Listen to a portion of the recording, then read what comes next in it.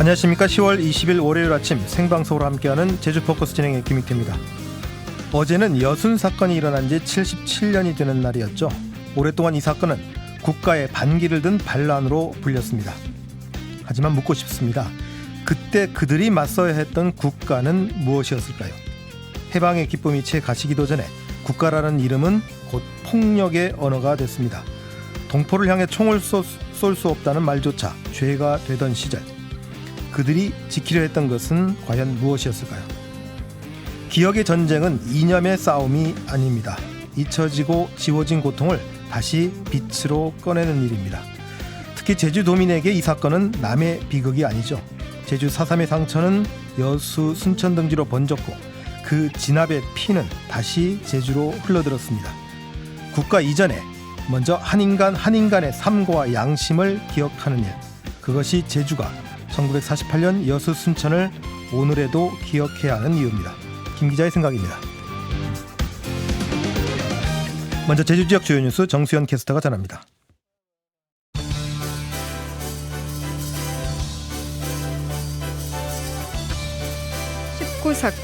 이재명 대통령은 여수, 순천 10.19 사건 77주기를 맞아 다시는 국가폭력으로 인한 무고한 희생자가 나오지 않도록 대통령으로서 엄중한 책임의식을 갖고 이를 막기 위한 모든 조치를 다할 것을 약속한다고 SNS에 글을 올렸습니다. 오영훈 제주지사도 진실을 위한 연대를 약속했습니다. 부산에서 열리고 있는 전국체전에서 남자 일반부 배영 200m에서 서귀포시청 이주호가 1분 55초 60으로 한국 신기록을 기록하며 금메달을 따냈습니다. 남자 일반부 자유형 800m에선 서귀포시청 윤준상과 박재훈이 금메달과 은메달을 나란히 가져왔습니다. 다이빙 여자 일반부 플랫폼 싱크로에선 제주도청 문나윤 고현주가 은메달을 목에 걸었습니다. 서귀포 앞바다에서 지난달에 이어 또다시 용오름 현상이 관측됐습니다. 이번에는 소용돌이가 육상으로까지 올라와 인근 농가 10곳을 덮쳤습니다. 용오름은 예측이 어려운 이례적인 기상현상이어서 또 다른 자연재해가 되는 건 아닌지 우려가 나오고 있습니다. 제주와 중국 칭다오를 오가는 국제화물선이 취항했습니다. 제주와 중국의 경제교류가 확대될 것이라는 기대와 함께 막대한 적자를 세금으로 메꿔야 한다는 우려가 엇갈리고 있습니다. 날씨입니다. 이제는 아침 저녁으로 제법 쌀쌀하게 느껴지는데요. 현재 제주 하늘엔 구름이 많이 지나는 가운데 아침까지는 산지를 중심으로 빗방울이 떨어지는 곳이 있겠습니다. 오늘 제주시의 아침 기온은 16.4도로 어제보다 낮게 시작했고 한낮엔 20도를 밑돌며 서늘한 가을 공기가 느껴지겠습니다. 당분간 찬바람이 강하게 불면서 체감온도는 더 낮겠습니다. 초속 15에서 20m 안팎으로 순간 돌풍이 몰아치는 곳이 있으니 주의하시기 바랍니다. 지금까지 오늘의 주요 뉴스 정수연입니다. 이어서 이 시각 도로교통 상황 알아보죠. TVN 제주교통방송 강현구 캐스터 연결합니다. 안녕하세요. 네, 안녕하세요. 출근길 교통 상황 어떻습니까? 네, 출근길 정체 이어지고 있습니다. 먼저 1주소로 외도동 주민센터에서 신광사거리까지 구간 이전보다 차량 늘었습니다. 양방향 차량 꾸준히 지나고 있는데요. 신광사거리까지 21분 이상, 반대 방향은 14분 이상 생각하셔야겠습니다. 연삼로 거로사거리에서 신광사거리까지 구간 차량 많은데요. 신호 앞에서 차량 줄지어 모이고 있습니다.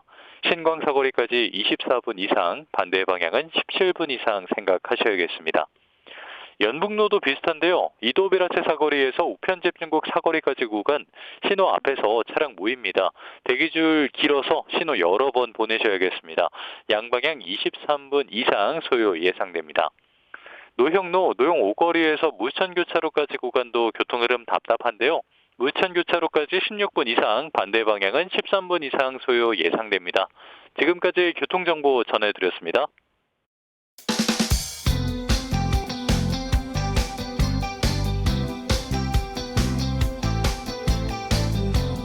제주시 99.1, 서귀포시 95.3, 서부지역 103.7MHz, 요망진 라디오 KBS 제1라디오가 삼촌들 족끝이 느량이 식구다. 쏟아지는 뉴스에 한 걸음 더 들어가 보는 뉴스 초점. 오늘은 헤드라인 제주 홍창빈 기자와 함께합니다. 어서 오십시오. 네, 안녕하십니까. 어떤 뉴스부터 살펴볼까요? 네, 제12대 제주도의회의 마지막 행정사무감사가 진행되고 있는데요. 이 행정사무감사는 지방자치법에 따라 지방의회가 지방자치단체의 행정 전반을 감사하는 그 제도로 매년 실시하고 있습니다. 줄여서 행감이라고 하는데요. 올해도 각 상임위원회별로 소관 부서에 대한 감사를 진행하고 있습니다. 이제 내년 선거를 앞두고 있는 만큼 도의원들이 좀 더 날카롭게 감사를 진행하고 있다는 느낌을 받고 있습니다. 이번 주 금요일까지 진행되죠? 네, 이번 주 금요일까지 진행 중입니다. 보니까 민주당 도의원들도 같은 당 소속의 오영훈 도정의 정책에 대해 아주 날카롭게 지적하던데요. 아무래도 선거를 앞두고 있는 만큼 자신을 더 드러내기 위해 그런 것도 있고 민주당 안에서도 또 지지하는 사람이 서로 다르면은 아무래도 그럴 수 있다고 봅니다. 그럼 행자위부터 한번 볼까요? 네, 행정자치위원회에서는 그 행정부지사가 출석하다 보니 정책 질의가 진행됐었는데 행정체제 개편과 관련해서 좀 이슈가 있었습니다. 현재 논의가 사실상 멈춰선 만큼 담당 부서 조직을 축소해야 된다는 비판도 있었고요. 또 몇 달 전에 논란이 있었던 양말 살포 사건과 관련해서도 행정의 사업을 민간 기관에 위탁할 때 그 사람이 100% 심사하다 보면 아무래도 우리 제주도는 지연, 혈연, 학연에 연관될 가능성이 높다 보니까 이런 정량적인 부분은 인공지능을 활용하자는 제안도 나왔었습니다. AI가 오히려 더 공평할 것이다. 이런 얘기네요. 자, 농수축 경제위도 한번 보죠. 사업이 불가능한 곶자왈지대에 추진했던 스마트 그린 산업단지에 대해서 이 제주도정에서 검토를 소홀히 하는 바람에 막대한 비용과 예산만 낭비했다. 뭐 이런 지적이 나왔더라고요. 예, 도의회 농수축경제위원회에서 나온 내용인데요.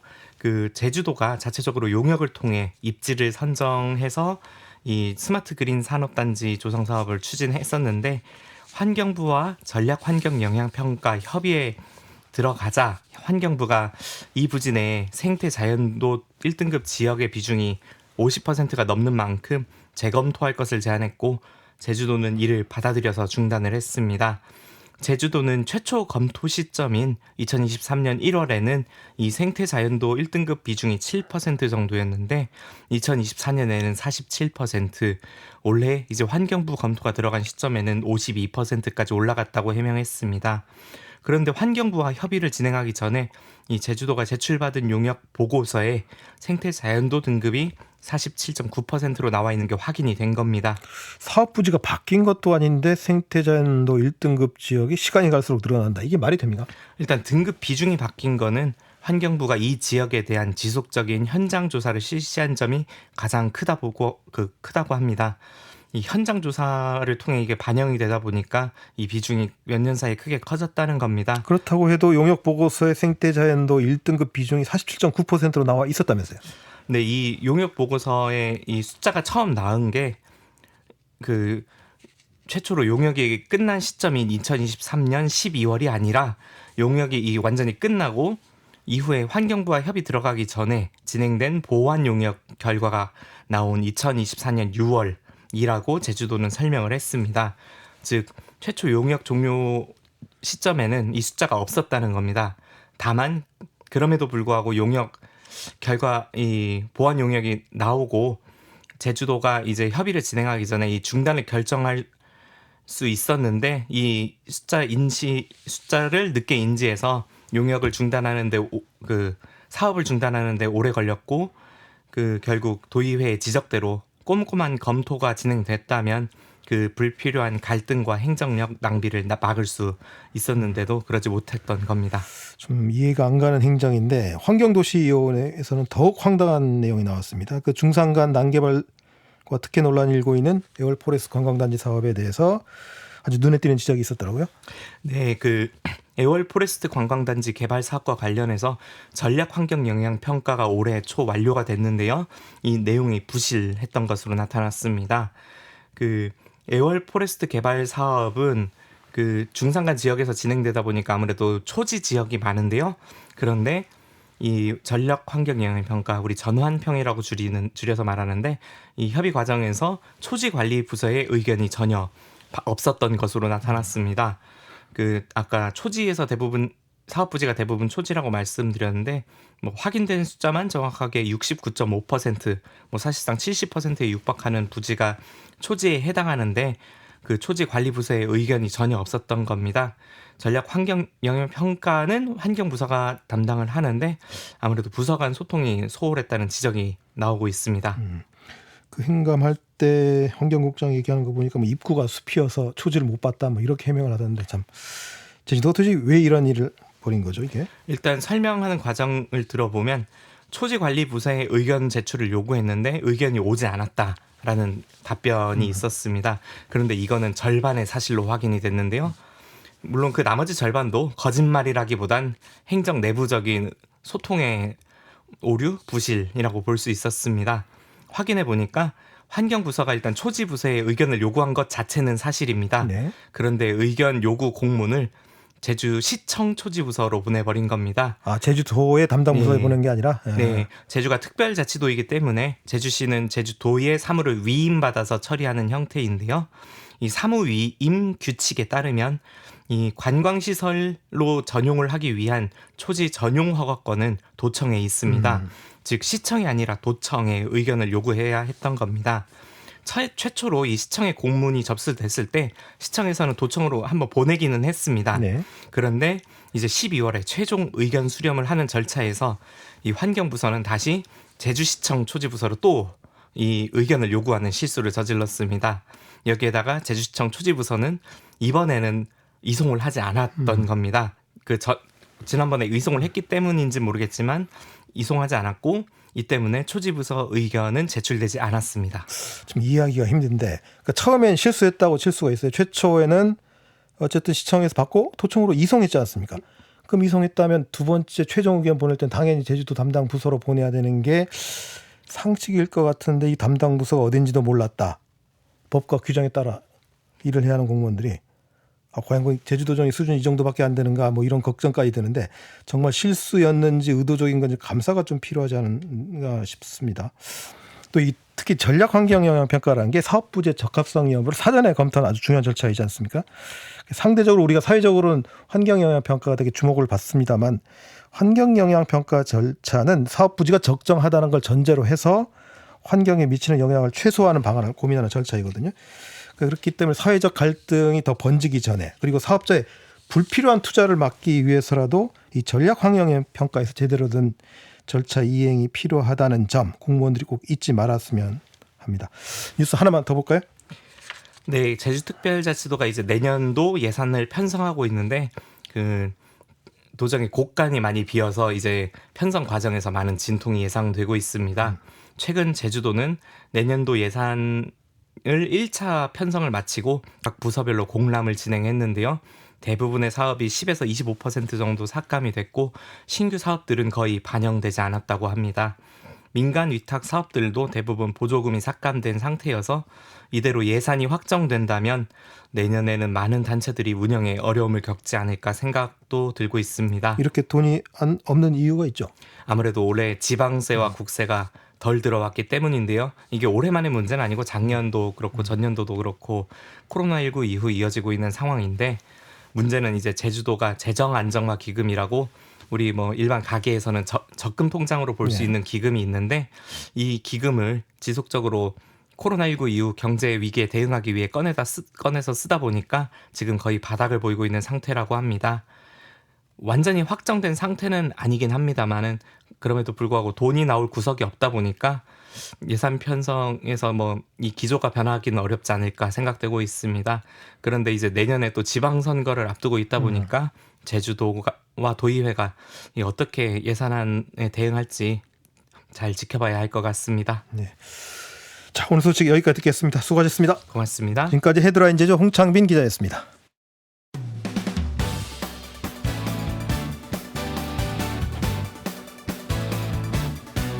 지피가 이신 뉴스 노실계 배려보는 제주포커스다. 최근 제주도가 노용 오고리에 대형 공중보행로 저기 육교를 설치하겠다는 계획을 내놓으면서 시민들이 관심을 끌고 있고 논란도 커지고 있습니다. 제주도는 아직 뭐 결정된 사업은 아니다 이렇게 밝혔습니다만 뭐 할 사업이 아니라면 그렇게 비싼 돈 주고 용역을 할 필요는 또 없을 것 같고요. 그래서 어떤 내용의 사업 계획인지 좀 알아봐야 될 것 같습니다. 해당 내용을 처음으로 취재 보도한 제2누리 김영호 기자와 함께 합니다. 어서 오십시오. 네, 안녕하세요. 제2누리 김영호 기자입니다. 제주포커스엔 처음 인사드리는데 먼저 자기소개 좀 부탁드립니다. 네, 반갑습니다. 매일 아침 출근길마다 듣던 KBS 제주포커스에 직접 출연하게 되어 정말 영광입니다. 평소 선배 기자들이 출연하는 걸 들으면서 나도 언젠가 저 자리에 서보고 싶다 생각했었는데 오늘 이렇게 꿈을 이루게 되었습니다. 저도 영광입니다. 네, 본론으로 한번 들어가 보죠. 노영 오거리는 제주에서 가장 많은 차량이 오고 가는 곳으로 유명합니다. 그래서 제주도가 이 차량 흐름을 원활히 하기 위해서 이곳에 대형 공중 보행로, 그러니까 육교를 설치해서 보행자들은 차도를 건너지 않도록 하겠다. 그래서 차량 흐름을 원활히 하겠다, 뭐 이런 뜻이죠. 그런데 사실 이 계획 이전에도 이 문제 하도 여기가 차량이 많다 보니까 여러 가지 대책이 논의돼 왔었죠. 어떤 시도들이 있었죠? 네, 그렇습니다. 노영 오거리의 교통난을 해결하려는 논의는 이미 2019년 제주도 도시교통정비 중기계획에서 지하 차도 설치가 유력한 대안으로 제시되며 시작됐습니다. 그러나 최근 노영 오거리 교통 개선 입체화 사업 용역 결과를 토대로 높이 5.5m 규모의 대형 공중 보행로 건설이 최종 대안으로 확정됐습니다. 하지만 이후 제주도는 경제성 검토와 도민 의견 수렴을 거쳐 최적 방안을 마련하겠다며 한 발 물러났습니다. 문제는 총 사업비가 약 630억에 달한다는 점과 함께 차량 흐름 확보를 위해 보행자가 계단이나 엘리베이터를 이용해야 하는 구조라는 점입니다. 특히 장애인과 교통약자 이동권 침해가 우려되며 차 중심 정책이라는 비판이 이어지고 있습니다. 지하차도도 사실 이 공중보행로보다 더 많은 돈이 들어가지 않습니까? 그래서 막 포기한 계획으로 알고 있습니다만 이 630억 원이라는 돈도 돈이지만 과연 이 공중보행로가 문제를 해결할 수 있느냐? 이게 문제예요. 어떻게 보세요? 결론부터 말씀드리면 공중보행로 하나만으로는 노영 오거리의 교통체증을 해결하기는 어렵습니다. 제주도가 내세우는 논리는 보행자를 위로 올려 횡단보도를 없애고 차량 신호 시간을 확보하겠다는 것입니다. 하지만 정체의 핵심 원인은 보행자가 아니라 하루 최대 8만 대에 달하는 차량 흐름과 교차로 구조 자체에 있습니다. 한국교통연구원의 기준에 따르면 교차로 용량은 1일 4만에서 5만 대 수준이 가장 효과적으로 작동하는데 노영 오거리는 이미 이 기준을 1.5배 이상 초과한 상태입니다. 5방향에서 차량이 몰리고 좌회전, 유턴, 버스 노선까지 얽힌 구조적 병목을 해결하지 않은 채 보행자만 위로 올린다고 해서 정체가 해소되기는 어렵다는 것이 전문가들의 공통된 분석입니다. 사실 김 기자가 쓴 기사를 좀 읽어봤는데 가장 눈에 띄었던 대목이 용역 보고서에 나온 그 보행자 통계 문제였습니다.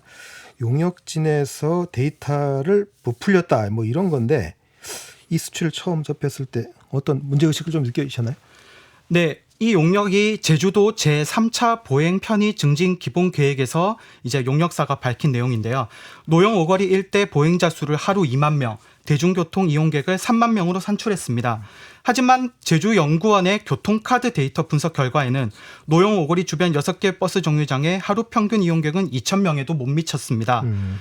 두 통계 간 격차가 약 15배에 달하면서 제주도의 공중보행로 근거로 제시됐던 내용들이 신뢰성이 흔들리고 있다는 것이 의견입니다. 용역보고서에 버스 이용객은 3만 명 정도로 써놨는데 실제 그죠? 요새 다 버스 타면 찍으니까 네. 지금 통계 나오죠. 근데 2천 명밖에 안 되더라. 와, 이거 너무 부풀려도 어마어마하게 부풀린 것 같은데. 자, 결국 이런 지적의 배경에는 차량 중심의 정책 아니냐라는 비판이 깔려 있는 것 같습니다. 공중 보행로가 설치되면 보행로 입장에서 어떤 게 문제가 생길까요? 결론부터 말씀드리면 공중 보행로 하나만으로 노영 오거리 교통 체증을 해결하기는 어렵습니다. 그러니까 보행자 입장에서 어떤 문제가 생길까요? 네, 죄송합니다. 제주도가 발표한 노영 오거리 교통 개선 입체화 사업 용역 최종안에 따르면 공중 보행로가 설치되면 보행자는 기존 횡단보도를 이용할 수 없게 되고 대신 계단, 경사로, 엘리베이터를 이용해 지상 약 5.5m로 올라가서 이용해야 합니다. 이런 구조는 특히 이제 국토교통부의 보행 안전 및 편의 증진에 관한 규칙에서도 고저차가 큰 시설은 이동 약자에게 불리하게 작용한다고 지적하고 있습니다. 결국 차량 흐름을 위해 신호 체계는 단순화되지만 보행자는 더 멀고 힘든 경로를 강요받게 되는 구조가 됩니다. 이는 교통 약자 이동권을 후퇴시키고 정책의 방향이 보행 중심이 아닌 차량 중심으로 그렸다는 비판이 계속 이어지고 있습니다. 말씀하신 것처럼 보행자 입장에서는 불편이 커질 수밖에 없을 것 같은데 만약 그 계획이 현실화되면 사실 그래서 서울에 예전에 보면 육교가 참 많았었거든요. 그러다가 이제 요새는 가보면 육교가 거의 다 사라져. 기존에 설치했던 육교도 철거하는 이유도 바로 이 보행자 불편 때문인데 그런데도 제주도가 이 공중 보행로선 설치를 검토하는 이유 어디에 있다고 보세요? 지금 이 사업이 논란이 되는 이유는 문제를 해결하는 것보다 이제 성과를 보여주는 것에 행정의 무게를 더 두고 있기 때문입니다. 눈에 보이는 구조물을 세우면 단기간에 성과를 설명하기는 쉽지만 이는 장기적인 도시 계획과 정책 신뢰에는 부정적 영향을 줄 수 있습니다. 중요한 것은 이제 10년, 20년 뒤에도 유효한 해법인가를 따져보는 것입니다. 교통정책은 도시 전반의 구조를 바꾸기 때문에 다시 설치하고 난 뒤엔 되돌리기가 어렵습니다. 보여주기식 성과보다 구조적 원인 분석과 장기적인 관점의 종합 대책이 우선시되어야 세금 낭비와 정책 신뢰를 지킬 수 있다고 생각합니다. 아까 홍창빈 기자도 언급했습니다만 그 내년도 제주도 곳간이 많이 비어가지고 내년 예산을 짜는데 많은 진통이 예상된다고 이렇게 얘기하지 않았습니까? 이런 상황에서 지금 계획 예산이 630억인데 투자 대비 효과 어떻게 보세요? 말씀하신 대로 630억은 결코 작은 예산이 아닙니다. 단순한 육교 사업으로는 전국에서 아마 손꼽히는 규모이기 때문에 그만한 가치가 있냐는 질문이 당연히 나올 수밖에 없습니다. 문제는 투자 대비 효과가 불확실하다는 점입니다. 교통 구조를 바꾸지 않은 채 공중 보행로만 세워서 최종 완화의 효과를 제한적일 수밖에 없습니다. 또 유지 관리에 대해서도 이제 세금이 들어가기 때문에 만약 이용률이 기대에 못 미치면 서울시가 그 1,000억 원 이상 들였던 세운 보행로처럼 철거 논의까지도 이어질 수 있습니다. 결국 이 사업은 단순한 시설 설치가 아니라 미래 재정 부담과 정책 실패 위험까지 고려하면서 투자되어야만 합니다. 아까 지금 말씀하신 게 서울시 사례 말씀하신 거죠? 네. 세운 보행상가 얘기를 하셨는데 서울에서는 이 문제 어떤 문제 때문에 이게 철거를 지금 논의하고 있는 거죠? 서울시는 당초 예상과는 달리 실제 이용률이 극히 낮아 철거 논의까지 이루어지고 있다고 밝혔는데요. 서울시는 하루 약 10만 5,440건의 보행량을 예상했지만 실제 이용객은 2만 명 채 머물러서 그러면 그것도 한 5배 이상 차이 나네요. 네, 맞습니다. 예측치의 11%에도 못 미쳤습니다. 이런 이유 때문에 이제 보행로 구조물 기둥과 지상 보도 폭을 좁게 만들어 일부 구간의 보도폭이 1m여로 줄어드는 사례까지도 있으면서 이제 전문가들은 공중 보행로가 항상 교통 문제 해법이 되는 건 아니다라는 지적과 함께 철거 논의가 이루어지고 있습니다. 네. 이 단순히 교통 문제를 넘어서 이게 행정이 어떤 중요한 정책 결정할 때, 그러니까 일반 시민들에게 영향을 미치는 정책을 결정할 때 논의와 정책 결정 방식에도 되게 중요한데 이 문제를 어쨌든 결정을 해야 될 거 아닙니까? 최종적으로 아직 뭐 하겠다라고 입장은 명확히 밝히진 않았습니다만 그럼 지금 시점에서 가장 우선적으로 고민해야 될 점은 무엇이라고 보세요? 이번 논란은 단순히 교통 문제를 넘어 제주도가 어떤 도시 교통 구조를 지향할 것인가에 대한 과제와 맞닿아 있습니다. 실제로 국토교통부가 지난해 발표한 도시교통정비 기본계획에서는 향후 교통정책의 핵심 방향으로 보행자, 자전거, 대중교통 중심 체계 전환을 명시하고 있습니다. 또 OECD 또한 도시 모빌리티 전략 보고서에서 차량 흐름 중심 정책이 한계에 도달했으며 대중교통, 보행, 자전거 이동 비중을 높이는 교통 구조 개편이 도시 경쟁력 지속적으로 좌우한다고 분석하고 있습니다. 네, 그래. 네, 국토부 교통정책연구센터 조사에 따르면 국내 주요 도시의 교통 혼잡 완화 효과는 신호 체계 개선이나 차로 확장보다 대중교통 연계 강화와 보행 환경 개선이 더 크게 나타나는 것으로 보고된 바 있기 때문에 이런 점에서 공중 보행로 논란은 단순한 시설 논쟁을 넘어 제주도가 어떤 이동 방식을 중심을 둘 것인지 다시 한번 점검해야 된다는 신호로 볼 수 있습니다. 그런 게 있는 것 같아요. 우리가 보통 어떤 문제 의식을 가지고 기사를 쓸 때 나의 철학적 입장, 그러니까 보행자가 최우선이어야 한다라는 건 뭐 저도 동의하고 이제 사회가 그런 쪽으로 가는 건 맞는데 이걸 전제로 논의를 시작하다 보면 논의가 더 이상 진척이 안 되는. 그러니까 승용차가 편하다고 생각하시는 분들, 뭐 보행자 위로 올려가지고 차량 흐름을 좀 더 빨리 하면 좋지 않을까라고 생각하실 수도 있을 것 같거든요. 근데 거기서 가장 중요한 점은 결국 이 사회가 찬성과 반대로 서로 가치관이 다른 사람들이 모여 사는 사회에서는 결국 그런 결론을 이끌게 된 데이터. 그 데이터의 중요성을 우리가 되게 정확히 봐야 될 것 같아요. 이번 용역 보고서에서도 만약에 그 데이터가 맞다면 보행자 숫자와 차량 숫자가 그렇게 많고 해결하는 방법이 이것밖에 없다면 또 그걸 또 선택할 수밖에 없는 거 아닌가 하는 생각이 드는데 지금에서는 이 용역 보고서 데이터가 상당히 15배 이상 차이 난다는 점. 이게 되게 언론에서 주목해야 될 지점이 아닌가 싶습니다. 오늘 얘기 여기까지 듣겠습니다. 오늘 말씀 고맙습니다. 네, 감사합니다. 지금까지 제이누리 김영호 기자였습니다. 제주 포커스에서 말하는 소식 여기까지입니다. 안녕히 계십시오.